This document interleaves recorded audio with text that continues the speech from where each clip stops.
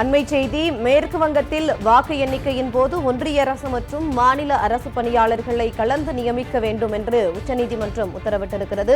திரிணாமுல் காங்கிரஸ் கட்சி தொடர்ந்த வழக்கில் தேர்தல் ஆணையத்திற்கு இவ்வாறு உச்சநீதிமன்றம் உத்தரவிட்டிருக்கிறது.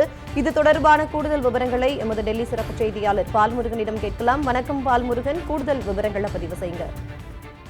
அதாவது மேற்கு வங்கத்தில் வாக்கு எண்ணிக்கை பணிகளுக்கான மேற்பார்வை பணியிடங்களுக்கு ஒன்றிய அரசு ஊழியர்களை மட்டுமே தேர்தல் ஆணையம் நியமித்து வருவதாக புகார் எழுந்தது.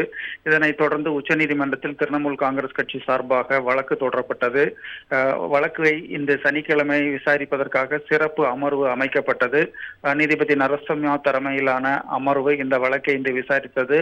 அப்போது மூத்த வழக்கறிஞர் கபில் சிபல் ஆஜராகி ஏற்கனவே ஒவ்வொரு டேபிளிலும் ஒரு மத்திய அரசு பணியாளர் மைக்ரோ அப்சர்வராக நியமிக்கப்பட்டிருக்கிறார். தற்போது அதற்கு மேலும் ஒரு ஒன்றிய அரசு ஊழியரை தேர்தல் ஆணையம் நியமித்து வருவதாக புகார் தெரிவித்தார். மாநில அரசு ஊழியர்களும் மேற்பார்வை பணிகளுக்கு நியமிக்க வேண்டும் என்று உத்தரவிட வேண்டும் என்று அவர் வலியுறுத்தினார். அப்போது தேர்தல் ஆணைய சுற்றறிக்கையை விதிமுறையை வாசித்து காண்பித்த நீதிபதிகள் மாநில அரசு மற்றும் ஒன்றிய அரசு இரண்டு தரப்புமே இந்த பணிகளுக்கு நியமிக்கப்பட வேண்டும் என்று இருப்பதை சுட்டிக்காட்டினர்.